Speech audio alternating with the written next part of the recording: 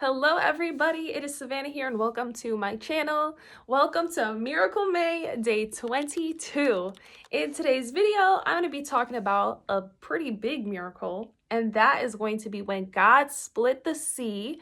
I'm literally just going to read the chapter where it talks about them, being in front of the water, waiting on what God's going to do, and then it actually happening. So I'm just gonna read it, we can talk about it, all that fun stuff. And yeah, let's just jump right in. So it's going to be Exodus chapter 14. I am in the NASB version. It's pretty basic, it's not some crazy version. So yeah, let's jump right in. Now the Lord spoke to Moses, saying, "Tell the sons of Israel to turn back and camp in front of," this is a word that I can't say, so I'm not even going to try, "between Migdol and the sea. You shall camp in front of Baal-zephon, opposite it, by the sea. For Pharaoh will say of the sons of Israel, they are wandering aimlessly in the land. The wilderness has shut them in, and I will harden Pharaoh's heart, and he will chase after them, and I will be honored through Pharaoh and all his army, and the Egyptians will know that I am the Lord." And they did so. When the king of Egypt was told that the people had fled, Pharaoh and his servants had a change of heart toward the people, and they said, "What is this that we have done, that we have let Israel go from serving us?" So he had horses harnessed to his chariot and took his people with him. And he took 600 select chariots and all the other chariots of Egypt with officers over all of them. So the Lord hardened the heart of Pharaoh, king of Egypt, and he chased after the sons of Israel as the sons of Israel were going out boldly. Then the Egyptians chased after them with all the horses and chariots of Pharaoh, his horsemen and his army, and they overtook them camping by the sea beside the word that I can't say, guys. It's like P-Heroth or something like that. In front of Baal-zephon. Zephon? I really don't know, guys. You guys are going to have to figure it out. Comment down below how you say it, okay? As Pharaoh approached, the sons of Israel looked, and behold, the Egyptians were coming after them, and they became very frightened. So the sons of Israel cried out to the Lord. Then they said to Moses, "Is it because there were no graves in Egypt that you have taken us away to die in the wilderness? Why have you dealt with us in this way, bringing us out of Egypt? Is this not the word that we spoke to you in Egypt, saying, 'Leave us alone so that we may serve the Egyptians'? For it would have been better for us to serve the Egyptians than to die in the wilderness." Dang, they were really coming at Moses. I mean, they really thought they were about to die, you know what I'm saying? So it's like, let's put ourselves in their shoes, because it's kind of easy to judge, being like, dang, wow. But it's like, if we put ourselves in their shoes and like you're looking at a death sentence, you know what I'm saying? Or whatever, you know what I'm saying? Okay, let's continue on. But Moses said to the people, "Do not fear. Stand by and see the salvation of the Lord, which he will perform for you today. For the Egyptians whom you have seen today, you will never see them again, ever." Oh, he was cooking right there.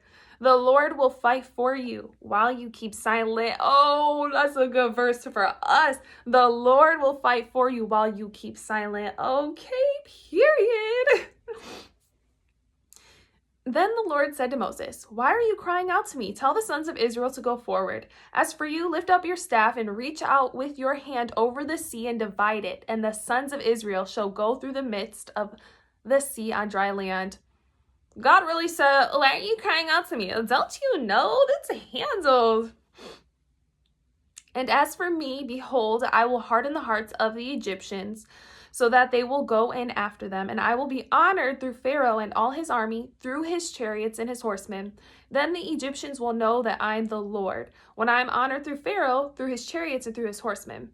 Then the angel of God, who had been going before the camp of Israel, moved and went behind them, and the pillar of cloud moved from before them and stood behind them. Oh my gosh, sorry guys. So it came between the camp of Egypt and the camp of Israel, and there was the cloud, along with the darkness, yet it gave light at night. Therefore the one did not approach the other all night. And Moses reached out with his hand over the sea, and the Lord swept the sea back by a strong east wind all night, and turned the sea into dry land, and the waters were divided. Whenever I would think about this story when I was younger, I would think that it happened and I was like, oh, maybe it happened for like 10 minutes. But reading this back, it literally says all night. And I didn't know that. Why? See, this is why we got to keep reading, reread things and study things. And of course, it wouldn't be 10 minutes, right? Because I'm pretty sure, a far way that they had to walk. I mean, I don't know. I guess, who knows? I wasn't there, right? So the sons of Israel went through the midst of the sea on the dry land, and the waters were like a wall to them on their right and on their left. Imagine how scary that is. Literally, guys, like what? And having to trust that the water's, I mean, if you're trusting God, the one that's putting the water up, you got to trust that he's going to keep it up. You know what I'm saying? That's so crazy. Then the Egyptians took up the pursuit, and all Pharaoh's horses, his chariots, and his horsemen went in after them into the midst of the sea. Are they not like shooketh, like at what's happening? And did they not learn from the plagues that were sent? That's why God had to harden their hearts or whatever happened, But at the morning watch, the Lord looked down on the army of the Egyptians through the pillar of fire and cloud and brought the army of the Egyptians into confusion. Wow, okay, interesting. He brought them into confusion. There's so much to unpack here. I'm not going to unpack all of it though, guys. Not in this video. He caused their chariot wheels to swerve, and he made them drive with difficulty. So the Egyptians each said, "Let me flee from Israel, for the Lord is fighting for them again against the Egyptians." They knew God was fighting for them. God was like, oh, you are done with my people. Like the way that God fought for them in the whole wilderness and Egypt and all that, the whole story, this is only part of the story. The way that God moved is just, y'all really got to read this story, because when I tell you, it will give you so much faith with your life, and it'll show you so much about God's character, guys. Maybe this could be like our next thing that we could study, okay? Because, wow.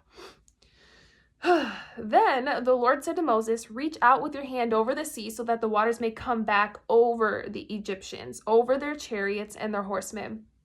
Another thing to mention is God didn't need Moses to do anything. He could obviously do whatever he wanted with the waters without Moses' hand going over anything. So it just goes to show God wants to use his people. Does he need us? No, but he wants to use us for his glory.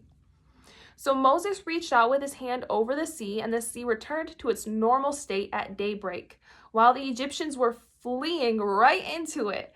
Then the Lord overthrew the Egyptians in the midst of the sea. The waters returned and covered the chariots and the horsemen, Pharaoh's entire army that had gone into the sea after them. Not even one of them remained. But the sons of Israel walked on dry land through the midst of the sea, and the waters were like a wall to them on their right and down their left. Wow, y'all. So the Lord saved Israel that day from the hand of the Egyptians. And Israel saw the Egyptians dead on the seashore. When Israel saw the great power which the Lord had used against the guys. Oh, I'm always doing this. I'm always about to finish the passage and I start stuttering.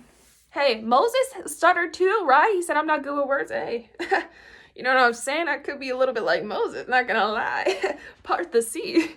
Okay, I'm just gonna continue reading, guys. Don't feel cringy, please. When Israel saw the great power which the Lord had used against the Egyptians, the people feared the Lord, and they believed in the Lord and his servant Moses.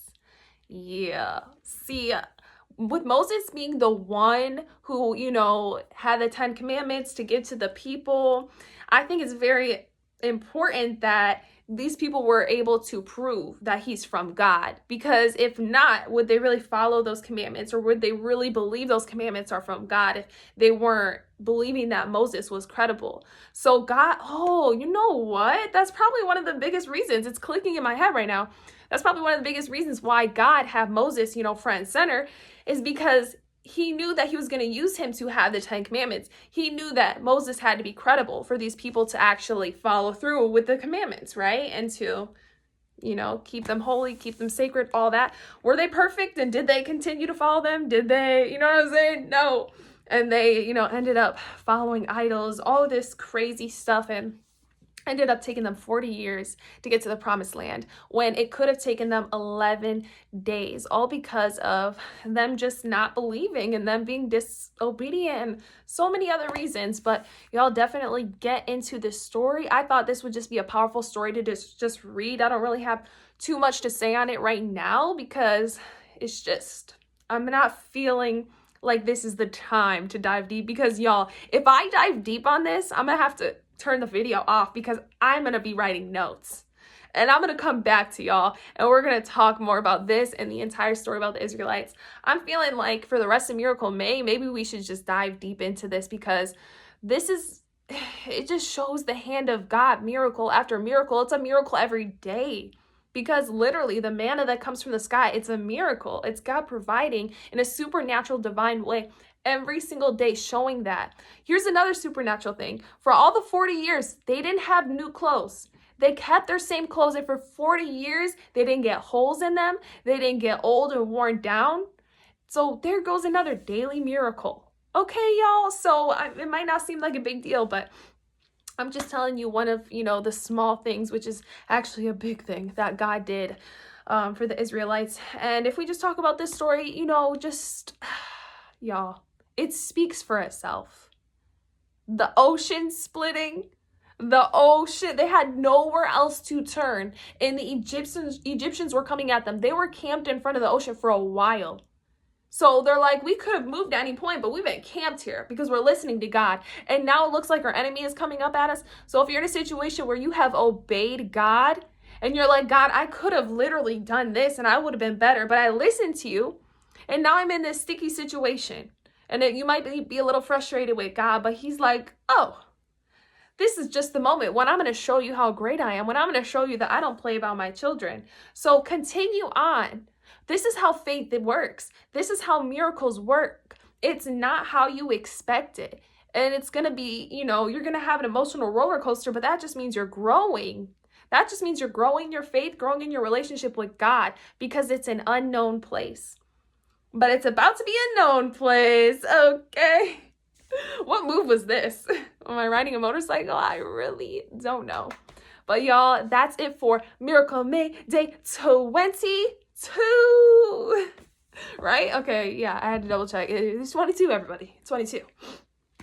But yeah, everyone, that is it for today's video. I hope that it spoke to you, and I can't wait to continue to make these videos for y'all. I'll see y'all tomorrow. Have a wonderful and blessed rest of your day or night whenever you're watching this, and I will talk to you soon. Bye. Love you.